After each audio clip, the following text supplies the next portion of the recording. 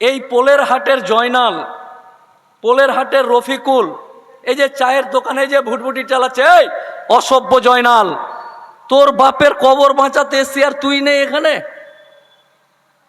এই এলাকার শামসুলের বাপের কবর বাঁচাতে এসছি আর শামসুল নেই, জয়নাল নেই, মফিজুল নেই, রফিকুল নেই, আমজাদ নেই, মোস্তফা নেই, মোস্তাক নেই।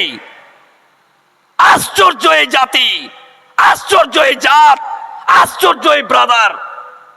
এই তিনটা লোকের কবর বাঁচানোর লড়াই আপনারা যারা এখানে উপস্থিত হয়েছেন, যারা এখানে আসেনি, পোলের হাটের আজকে এই বিল পাস করে দেওয়ার পর ওই কবরস্থানে যদি তারা তাদের বাপের লাশ নিয়ে যায়, তাদেরকে সেদিন প্রশ্ন করবেন, আজকে আমরা লড়াই করে এই কবরস্থান বাঁচিয়েছি আর তুই তোর বাপের লাশ, তোর বাপের মাইয়াত নিয়ে এই জায়গাতে হাজির করেছিস, কিন্তু পোলের হাটের সেই দিন তুই উপস্থিত ছিলিস না। লজ্জা করে না?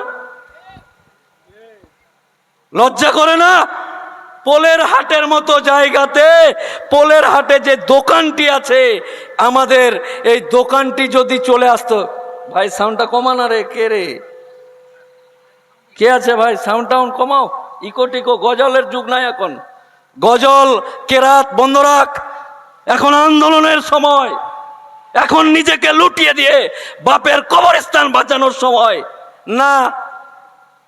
5 টাকা কাপ চা বেচবো, চা বেচে যে বাপটা জন্মগ্রহণ করেছে, যার পানিতে যে ছেলেটা জন্মগ্রহণ করেছে, ওই ছেলেটা যখন লাশ নিয়ে তার বাপের কবরে যাবে, তখন কবরস্থানে বলবে, লেখা আছে এই কবরস্থান আর তোদের বাপের নয়, এটা সরকারের কবরস্থান, যাকে ইচ্ছা তাকে কবর দিতে দিব, না হলে দিব না।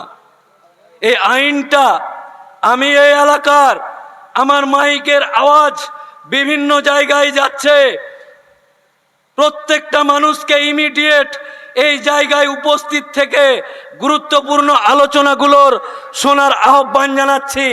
কেরাত শুনেছেন, গজল শুনেছেন, রাজনৈতিক মিছিল শুনেছেন, যেটা শুনে না আপনার বাপ স্বাধীনতার পর থেকে কিছু করতে পেরেছে, না আপনার দাদু পেরেছে, না আপনি পারছেন, না আপনার ছেলে পারবে। তাই যে দিক দিয়ে পারবেন না, অকাজে এসে মাঠ ভরিয়ে মিটিং শুনেছেন, আর যেইখানে আপনার দরকার আছে সেই জায়গাতে আপনি নেই। আফসোস এই জাতি, আফসোস এই সমাজ, আফসোস এই জাতি, আফসোস আমার ভাইরা। আমরা দুটো কারণে এই আন্দোলন হচ্ছে। 48টা জিনিসের পরিবর্তন হয়েছে। তার মধ্যে একটা পরিবর্তন হলো এই, আমরা কেন আন্দোলন করছি। অনেকেই বলছে, মোল্লা তোরা আন্দোলন করে কি করবি, কি হবে? কাঠমোল্লা মোল্লা আন্দোলন করে কি করবি? লোকসভায় পাস হয়ে গেছে, রাজ্যসভায় পাস হয়ে গেছে, রাষ্ট্রপতির সাইন হয়ে গেছে, তোরা আন্দোলন করে কি করবি? আরে এটাই, আমরা যারা বিলটা আনার পর থেকে আন্দোলন করছি, বিল পাস হলো আন্দোলন করছি, এই আন্দোলনের গন্ধ সুপ্রিম কোর্ট অবধি চলে গেছে। সুপ্রিম কোর্ট গতকালকে বলছে, সুপ্রিম কোর্টে গিয়ে এই যে মোদি 56 ইঞ্চি, এই মোদির উকিল বাবু বলছে, না না না, আমরা কখন বললাম যে আমরা মুসলমানদের মসজিদ কমিটিতে, ঈদগাহ কমিটিতে হিন্দুরাকে নিব? না না, ওটা ওদের জিনিস, ওরাই থাকবে, আমরা বলিনি। এদের থেকে গিরগিটিও লজ্জা পায়। এদিকে আইন পাস করেছে যে মুসলমানের সাথে 2-3টা জাতের মানুষকেও ভিড়াবো, আর ওখানে বলছে না, কই না তো, একদম না, আল্লাহর কসম না। মানে মোদির চেলা উকিল জজের সামনে বলছে, মাই লর্ড, হুজুর আমার গুরু কই, না তো। এই আন্দোলনের কারণে বলেছে। তাই আন্দোলনটাকে আপনাদেরকে চালিয়ে যেতে হবে। আন্দোলনটা কেন কেন এই আইনের বিপক্ষে? ভারতের স্বাধীনতার আন্দোলনে আমার বাপ দাদুরা রক্ত দিয়েছে, দেশ স্বাধীন হলো, দেশে আইন প্রণয়ন হলো, আমরা আইন মানি। আর এই মানুষগুলো এখন বলছি ওয়াকফ আইন মানি না, কালা কানুন মানি না। কেন? বুঝতে হবে। কারণটা হলো এই, বাবজি চাচাজি আপনারা ভালো করে শুনে নেন। কারণটা হচ্ছে এই যে এই এলাকায় একটা কবরস্থান আছে, এই যে এটা কবরস্থান, এই কলা গাছটা ধরেন কবরস্থান, এই জায়গাটাতে এখন এখানকার মুসলমানটি কবর দেয়। এই কবরে বৃষ্টির দিন পানি উঠে যায়, কবরে বৃষ্টি হলে পানি উঠে যায়। এই এলাকার রাজ্জাক হাজিকে গিয়ে আমরা এই পাড়ার মুসলমানগুলা বললাম, হাজি সাহেব আপনাকে আল্লাহ অনেক টাকা দিয়েছে, আপনাকে সম্মান দিয়েছে, আপনাকে ধৈর্য সম্পদ দিয়েছে, আপনি আমরা যে ওই যে পুরাতন কবরটা আছে না, ওইখানে মাটি দিতে গেলে কবরে জল উঠে যায়। আপনার ওই যে ওই পুকুরের পাশে যে ডিহিতে মানে ডাঙাতে যে 10 কাঠা জায়গা আছে, এই জায়গাটা যদি আল্লাহর ওয়াস্তে আমরা এই সব মানুষ আপনার কাছে দাবি রাখছি, এই 10 কাঠা যদি আপনি কবরস্থানের জন্য দেন, আল্লাহ আপনার জন্য আমরা সবাই মিলে দোয়া করব, আপনি ভালো থাকেন। এই হাজি সাহেব রাজি হয়ে গেল। যা এলাকার লোক বলছি, যা তোদের মা বাপের কবর দিতে যখন কবরে পানি উঠে যাচ্ছে তো যা নিয়ে নে যা। এইবার নিয়ে নিলে ওই রেজিস্ট্রি অফিসে গিয়ে মোহরি বাবুকে দিয়ে দলিল তৈরি করা হচ্ছে, ওইখানে একটা সার্টিফিকেট লাগবে এই হাজিকে। এই যে রাজ্জাক হাজি তার 10 কাঠা জমি কবরস্থানের জন্য দান করবে, আপনার মা বাপকে কবর দেওয়ার জন্য বা আপনার আত্মীয় স্বজনকে কবর দেওয়ার জন্য ওই হাজি সাহেবকে লুঙ্গি তুলে ফটো তুলে দেখাতে হবে যে কতদিনের মুসলমান তুই। সরকার বলছে মিনিমাম 5 বছর ধরে তুই যদি মুসলমান না হোস তাহলে তুই জমি দিতে পারবি না ওয়াকফ বোর্ডে। মানে হাজি সাহেব তার বাপ মুসলমান, সে মুসলমান কাবা শরীফ হারাম শরীফের দর্শন করে হজ করে এসছে, এই সরকার বলছে যে তুই মুসলমান কিনা তার প্রমাণ দে। আপনারা ওলামা ইকরামের কাছে শুনেছেন যে কবরে মৃত্যুর পর যখন আপনাকে দাফন করে চলে আসবে, মাইয়াতকে রেখে যাবে, তখন এসে 2 ফেরেশতা এসে বলবে যে তোর রব কে, তোর মালিক কে, তুই কে। এই যে প্রশ্নগুলো করবে, এটা কখন করবে? আমাদের শরিয়াতে লেখা আছে, ওলামা ইকরামদের কাছে শুনেছি যে কবরস্থানে গিয়ে ফেরেশতারা শুনবে।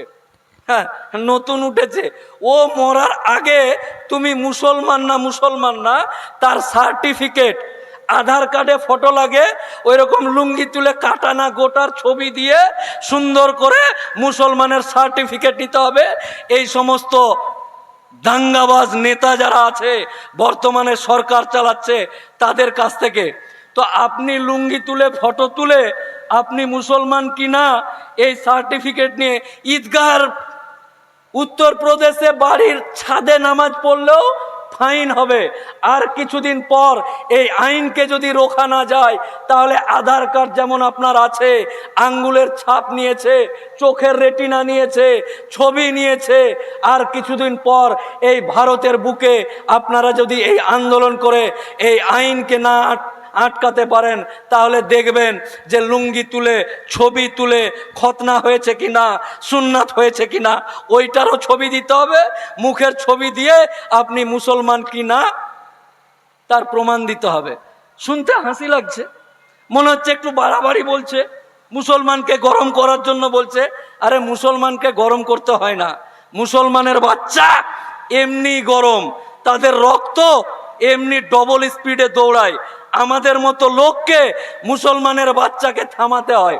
এই থাম থাম থাম থাম, পরে পরে এই থাম, আরে আমরা আছি থাম, এই করে মুসলমানদেরকে আটকাতে হয় না। আর অনেকে বলছে যে উস্কাতে আসছে, উস্কাতে হয়, এমনি উস্কে থাকে, মাথায় এমনি গরম থাকে। এই ডবল রক্তের মুসলমান সম্প্রদায়ের ইয়াং তরুণ ভাই যারা আছে তাদেরকে বলছি আপনারা সুন্দরভাবে আন্দোলন করে, এটা গেল একটা। দ্বিতীয় হলো এই যে পোলের হাটের মতো জায়গা, এটা একটা মাঠ, এরকম দামি এই রোড দিয়ে যেতে 10 বিঘার একটা কবরস্থান আছে। কয় বিঘার? 10 বিঘার কবরস্থান, প্রাচীর দিয়ে ঘেরা। এটা দেখে সরকারের লোভ হলো, সরকারের লোভ হলো। এই জেলার ডিএম মিনাখা থেকে চিংড়ি গলদা কিনে এই দিক দিয়ে যাচ্ছে, যেতে যেতে এই 10 বিঘার প্লটটা দেখে প্রাচীর দিয়ে সুন্দর করে ঘেরা কবরস্থান আছে। এই কবরস্থানটা দেখে এখানকার ম্যাজিস্ট্রেটের লোভ হলো, আইনটাতে বলছে, এই যে আইনটা পাস হয়েছে, এই আইনটা বোঝানোর জন্য বলছি। এই ডিএম যাচ্ছে, ডিএম এর কবরস্থানটা দেখে মনে হলো, কালিয়া ये कब्रिस्तान हमको चाहिए, ये कब्रिस्तान हमको चाहिए। তো আইন বলছে এই কবরস্থানকে যদি ওরা মনে করে, এই মসজিদকে যদি মনে করে, ডিএম ইনভেস্টিগেশনের নাম করে তারা এটাকে নিতে পারে। এই কবরস্থানটাতে কিছু লোক বলছে মোদি তো ভালো করছে, ধর এ মোল্লাটি বুঝে না, খালি উল্টা পুল্টা। স্টেজে একজন বলছে আর এরা হৌ হৌ হুক্কা হুয়া করছে। এটা অন্য অমুসলিম জাত আর কিছু স্ট্যান্ডার্ড টাইপের মুসলমান, তারা এটা বলছে। তারা জানে না যে ওই 10 বিঘা যে জমিটা আছে, বলছে এই এলাকার মুসলমানের কবরস্থান রোডের পাশের 10 বিঘাটা। সরকারের বক্তব্য হলো এই, চাচা, ও মোল্লা চাচা, কাঠমোল্লা চাচা, এই এলাকাতে মাসে 2 মাসে 3 মাসে একটা, 2 মাসে 2টা, 4 মাসে 4টা, এরকম করে মানুষ মরে। বছরে 10টা মানুষ মরে, আর অকারণে 10 বিঘা জায়গা ঘিরে রেখেছেন। আপনারা একবার কবর দেওয়ার পর ওই কবর মাটি উঠে গেলে ওই জায়গাতে কবর দেওয়া যায়। আপনারা এক কাজ করুন, ওই 4 কাঠা আপনারা এই এলাকার জন্য ঘিরে নেন, আর ওই 9.5 বিঘা জায়গাটা আমাদেরকে দিয়ে দেন। 10 কাঠা না 10 বিঘা জমি আছে। আমার বাপ, আমার মা, এই এলাকার চাচা চাচি মাথার ঘাম পায়ে ফেলে, পেটে গামছা বেঁধে, টাকা ইনকাম করে অন্য লোকের কাছ থেকে জমি কিনে কবরস্থানে দান করেছে। ওই কবরস্থান কালিয়া বলছে হামকো চাইয়ে। বলছে বুদ্ধি কত, যে 4 কাঠা তোরা নে আর 9.5 বিঘা আমাদেরকে দিয়ে দে। ওই জায়গাটাতে একটা টোটো স্ট্যান্ড করতে হবে, ওই জায়গাটাতে একটা ভুটভুটি স্ট্যান্ড করতে হবে, ওই জায়গাটাতে একটা বাস স্ট্যান্ড করতে হবে, ওখানে পান বিড়ি গুটকার দোকান খুলতে হবে। মানে আমি, আমার বাপ, আমার চাচারা যারা বসে আছে, চাচতো ভাই, ফুফাতো ভাই, খালাতো ভাই, মামাতো ভাই, আর এই এলাকার আমার জাত, আমার কমের ভাইরা বসে আছে, এদের শরীরে আর রক্ত নাই, পুজ হয়ে গেছে। এদের শরীরে রক্ত নাই, পুজ, এই যে পুজ, রক্তই নাই, লাল না, কাটলে নোংরা বেরোবে, রক্ত বেরোবে না। মানে আমি বেঁচে আছি, আমরা বেঁচে আছি, আর আমার বাপ যেখানে আজ থেকে 3 বছর আগে মারা গেছে, আমার দাদু যেখানে শুয়ে আছে, আমার মা যেখানে শুয়ে আছে, এই কালিয়ারা টোটো স্ট্যান্ড করে ওখানে টোটোর চাকা চালাবে। মানে আমার বাপের কবরে টোটোর চাকা ঘুরাবে, দাদুর কবরে পানের পিঠ ফেলবে, আর আমাদের রক্তটা পুজ হয়ে গেছে নাকি? পুজ হয়ে গেছে নাকি? না, পুজ হয়ে গেছে মনে হচ্ছে। মানে জানেই না যে কালিয়ার পাশে এরকম গব্বররা আছে, তাই না? তাই সুন্দর ভালো করে জিনিসটাকে বোঝুন। 10 বিঘা জমি আমার, আমার বাপের, আমার মুসলমানের, আর চিন্তা ভাবনা হিসাব ছক মিলাচ্ছে কে? না তো ওই মানে কিনলাম আমি, প্রাচীর দিলাম আমি, বাপ দাদু শুয়ে আছে আমাদের, আর হিসাব মিলাচ্ছে খৈনি কচলাতে 4 কাঠা নে 9.5 বিঘা আমাদেরকে দিয়ে দে। মানে কেমন যেন ব্যাপার, মানে আমাদেরকে মানুষই মনে করছে না, এটি পুজ হয়ে গেছে এদের রক্ত। তাই আপনাদের এটা দুটা বললাম যে ওয়াকাফে দান করতে গেলে লুঙ্গি তুলে খতনা হয়েছে কিনা দেখবে, আর 9.5 কাঠা ওরা নিবে, 4 কাঠা, এরকম 48টা, কটা? 48, 48টা জিনিস পরিবর্তন করা হয়েছে। এই পরিবর্তনগুলো এক এক করে যদি আপনাদেরকে বলি, আল্লাহকে সাক্ষী রেখে বলছি, আল্লাহি, আল্লাহর কসম, আল্লাহকে সাক্ষী রেখে বলছি, যে সমস্ত আইনটাকে সুন্দর করে যদি আমি আপনাদের সামনে বোঝাতে পারি, তাহলে যে রক্ত পুজ হয়ে গেছে মুসলমানের, ওই রক্তগুলো ডবল স্পিডে দৌড়াবে ইনশাআল্লাহ। তাই জিনিসগুলোকে বুঝতে হবে। চাচাজি, বাপজি, আপনারা এমন ভাবে বাঁচলেন যে আমাদেরকে লাত মেরে বাংলাদেশ পাঠাতে চাইছে এনআরসির নাম করে। আপনারা এমন ভাবে বাঁচলেন যে আজকে মাস্ক দিয়ে দাড়ি ঢেকে যেতে হচ্ছে কলকাতা আপনাদের গাফিলতির কারণে। আপনারা কোথায় এতদিন ছিলেন? কি এমন করলেন যে আমাদের মতো লোককে মাস্কটাকে দাড়ি দিয়ে ঢেকে যেতে হচ্ছে? তাই আপনাদের সকলকে দায়িত্ব দিচ্ছি, আমাদের জাত, আমাদের কম এখনো কিন্তু বাপ চাচার সামনে একসাথে বসে মদ খায় না, একসাথে বিড়ি সিগারেট খায় না। আমরা বাপ চাচাদেরকে সম্মান করি। এই সম্মানীয় বাপ চাচাদের কাছে আমার অনুরোধ থাকলো, এই ওয়াকফ আইনটাকে, অনেকে বলছে খুব হিন্দু মুসলমান করছে। আরে আমাদের কারো জাতের প্রতি আন্দোলন নয়। নিয়ায় ডাক্তার, নিয়ায় ডাক্তার, স্টেজে যারা বসে আছে, যারা বাইরে বসে আছে, এরকম করে চাকু ভরে ফেড়ে দে বুক, চিরে দে বুক, বিক চিরে দিয়ে কলিজাটা বার করে দেখ। এইখানে কোনো শ্যামল বিমলের প্রতি আমাদের রাগ বিদ্বেষ নেই। আমরা মুসলমান জাতি, নবাবের ছেড়ে যাওয়া বংশধর। এই জাতির হৃদয় এত বড়, এই হৃদয়ে হিন্দু মুসলমান একভাবে আমরা এতদিন ছিলাম, আগামী দিন থাকবো। তার সাথে সাথে একটা কথা শুধু বলতে চাই, হৃদয় আমাদের বড়, হৃদয় মুসলমানের বড়। হৃদয়ে থাকো, আই লাভ ইউ টু। কিন্তু কেউ যদি মাথায় উঠে নাচতে চায়, মারবো ঝাঁকি, সমুদ্রের গভীর তলে গিয়ে পড়ে যাবে ইনশাল্লাহ। হৃদয় অবধি ঠিক আছে, ঠিক আছে, ভালোবাসি, I love you, okay, I love you too. না, আপনার একটু মাথায় চড়ে নাচবো, মাথায় চড়তে দেওয়া যাবে না, বিরক্ত লাগে, খুব খুব বিরক্ত লাগে যদি কেউ মাথায় চড়ে নাচে। এখানে ননি রে ননি, ছি ছি ছি ছি, বিরক্ত লাগবে, মারবো ঝাঁকি, সমুদ্রের গভীরে গিয়ে পড়বে। তাই এটা মাথায় রাখতে হবে সবাইকে। এই জাতিকে, আমার সামনে থাকা আমার বাপ বুজরুগ যারা আছে তাদেরকে আমি বলি, আপনাদের পায়ে ধরে বলছি, আমার ইয়াং তরুণ ভাই যারা আছে তাদেরকে হাত ধরে বলছি, হে আমার ব্রাদার, হে আমার বাপ, হে আমার চাচা, যারা আপনারা এখানে উপস্থিত আছেন, আল্লাহর কসম, আল্লাহর কসম, আপনারা এটাকেই শেষ আন্দোলন মনে করবেন। এটাই শেষ, এটাই শেষ, আর কোনো কাহিনী চলবে না। কে কোনবার এনআরসি করছে, 3 তালাক, হেনা তেনা, বেনা তেনা, কেনা তেনা, না অত ঠিক আছে, চুলকালি, এবার একেবারে বাপের কবর অবধি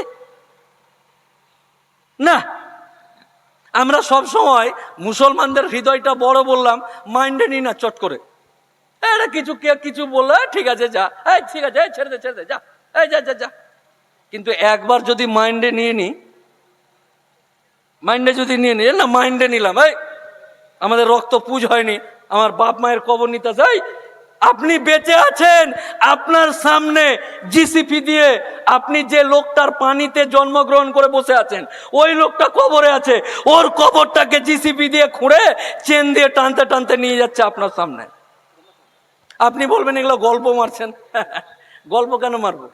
এটা কলকাতা হাইকোর্টে ওকালতি করি, গল্প মারার জন্য পোলের হাট আসতে হবে? গল্প মারার জন্য আমার অফিস আছে, ওখানে টাকা দিয়ে ফিস দিয়ে গল্প শুনতে যাই, এখানে তো ফ্রিতে এসছি, বুঝতে পারলেন না? তাই এগুলো কোনোটাই গল্প নয়, এগুলো হয়ে গেছে বাবজি, চাচাজি, এগুলো হয়ে গেছে। আরে ওয়াকফ বিল আসার সাথে সাথে গুজরাটের 27 নভেম্বর 600 বছর আগের জুম্মা মসজিদ, 600 বছর আগের এক দরগাকে জিসিপি দিয়ে খুঁড়ে নিস্তে নাবুদ করে দিয়েছে, শহীদ করে দিয়েছে, কালাম করে দিয়েছে। আপনি বলছেন অনেক দূরে আছে, এগুলো গুজরাটে হয়, ইউপিতে হয়। কেন গুজরাটে, ইউপিতে কেন? আদিনা মসজিদে হয়, মালদার এইখানে হয়, মুর্শিদাবাদে হয়, মালদায় হয়। আপনি ইউপি আর গুজরাট দেখতে দেখতে আপনার বাপের কবর অবধি পৌঁছে গেছে। তাই সজাগ সচেতন হওয়ার আহ্বান জানিয়ে আপনাদেরকে সুন্দরভাবে দেখেন, আমি অনেক কড়া বক্তব্য দিই, অনেক জোরে বক্তব্য দিই, আমি সবার এই হাত আমার বাপ চাচাদের পায়ের কাছে রেখে বলছি, এই হাত আমার ইয়াং তরুণ ভাই যাদের রক্ত টকবক করছে তাদের হাতে হাত রেখে বলছি, ভাই ব্রাদার, চাচাজি, এটাই শেষ আন্দোলন। আপনি কোন পার্টি করেন করেন, কোন রাজনীতি করেন করেন, যা ইচ্ছা তাই করেন, কিন্তু আল্লাহর কসম, আল্লাহর সম্পত্তি বাঁচাতে আপনাদেরকে এই আন্দোলনটাকে দীর্ঘস্থায়ী করতে হবে। ছাড়ার কোনো জায়গা নেই, ফসকে যাওয়ার কোনো জায়গা নেই, বগলতুলি করার কোনো জায়গা নেই। একেবারে হাতে হাত, কাঁধে কাঁধ দিয়ে আয় আয় আয় আয় আয় আয়, যারা বুলডোজার। কিন্তু এই সম্পত্তি, আমি বেঁচে আছি, আমরা বেঁচে আছি, আল্লাহর সম্পত্তিতে কেউ হাত দিবে এটা হতে পারে না। নারায়ে তাকবীর, নারায়ে তাকবীর, নারায়ে তাকবীর। ওয়াকফ আইন মানছি না, মানব না। কালো হাত ভেঙে দাও, গুড়িয়ে দাও। গায়ে রক্ত থাকাকালীন এই আইন মানছি না, মানব না, মানছি না, মানব না। আল্লাহর সম্পত্তিতে কাউকে নাক গলাতে দিচ্ছি না, দিব না। জোরে বলেন না হাত উঠে, আল্লাহর সম্পত্তিতে কাউকে নাক গলাতে দিচ্ছি না, দিব না। নারায়ে তাকবীর, নারায়ে তাকবীর। আল্লাহ যেন আমাদেরকে আগামী দিনে হযরত আলীর মতন শক্তি দান করে ইনশাআল্লাহ। আল্লাহ যেন আমাদেরকে, আল্লাহ যেন আমাদেরকে, হে আল্লাহ তুমি আমাদেরকে হযরত আলীর মতন শক্তি দান করো। হে আল্লাহ তুমি আমাদেরকে হযরত ওমরের মতো জজবা দান করো। আপনাদের সকলকেই অত্যন্ত আন্তরিকভাবে আবার বলছি, চাচাজি, ব্রাদার, ভাই, বন্ধু, প্রাণের প্রাণপ্রিয় যুবক, প্রত্যেককে বলছি, আমার বক্তব্যে মিনিমাম 5 বার বলা হয়ে গেল, চাচাজি আপনার পায়ে হাত দিয়ে বলছি, ভাই আমার হাতে হাত দিয়ে বলছি, এ ভাই আমি তোমার মোফাক্কেরুল ইসলাম, আমি আপনার জাত, আপনার কওমের লোক বলছি, আপনার ভাই বলছি, চাচাজি আপনার পায়ে হাত দিয়ে বলছি, ভাই আমার, আমি তোমার হাতে হাত দিয়ে বলছি, এই আন্দোলনকে শেষ আন্দোলন মনে করে আগামী দিন এগিয়ে যেতে হবে ইনশাল্লাহ। পারবেন না আপনারা? চালাক বুলডোজার, চলে যাক রক্ত, এই শেষ আন্দোলন করে মোদির মতো লোককে অমিত শাহ গিয়ে বলবে, গুরু ভুল হয়ে গেছে, মুসলমানদের এটাতে হাত দিতে হতো না, এমনি একটু করেছিলাম ঠিক ছিল। গুরু অমিত শাহ বলবে মোদিকে, গুরু ভুল হয়ে গেছে, টিভির সামনে তাড়াতাড়ি যাও, এই টিভি চালু কর, টিভির সামনে যাও, গিয়ে বলো, হে ভারতের মুসলমান, আমি নরেন্দ্র মোদি 56 ইঞ্চির বডি নিয়ে বলছি, আমি তোমাদের সামনে ক্ষমা চাইছি, আমি আর তোমাদের বাপ দাদর কবরে, অলি আউলিয়ার কবরে কোনো মতেই হাত দিব না, আমার ভুল হয়ে গেছে। আপনাদের আন্দোলন এইভাবে এগিয়ে যেতে হবে। কে কি বললো আন্দোলন করে কি হবে, এই করে কি হবে, ওই থাক, তুই থাক, আমরা আন্দোলন করে দেখিয়ে দিচ্ছি কি থেকে কি হয়, কত ধানে কত চাল হয়, চাল নিয়ে পরে রান্না করে খাবি। কিন্তু আপাতত এই জায়গায় আমি বিদায় নিচ্ছি। আমার হুজুর আব্দুল মাতিন সাহেব এখানে এসছে, আমার বন্ধু দীপক ব্যাপারী। এটা তো জাতপাতের ব্যাপার নয়, এটা তো কোনো জাতির বিরুদ্ধে আন্দোলন নয় যে না আমরা আন্দোলন করছি এটা। তাই আমাদের অন্য এক সম্প্রদায় থেকে কতটা হৃদয়, কতটা ভালোবাসার মানুষ থাকলে এরকম জায়গাতে এসে আপনার বাপ দাদর কবর বাঁচাতে আমার ভাই দীপক ব্যাপারী এসছে, মাতিন সাহেব এসছেন, আপনারা সবাই চেনেন হুজুর কিবলাকে, আপনারা চেনেন তো নাকি? সব আপনার ফ্যান আছে, এই যে হুজুর এসছে, হ্যাঁ ভাইজান এসছে, আপনারা সবাই বক্তব্য শুনুন আর মন দিয়ে। আরে তোদের বাপের কবর বাঁচাতেছি, তোরাই নাই একটু চা খেয়ে আসি, হুজুর বলুক একটু খৈনি খেয়ে নি, না থাম, এটাই তো ব্যাপার, এটাই তো আন্দোলন। তাই আপনারা এখন একত্রিত হন এই শেষ জায়গাতে থেকে, আগামী দিন দেখা হবে ইনশাল্লাহ। আপনারা সকলেই ভালো থাকুন। আসসালামু আলাইকুম।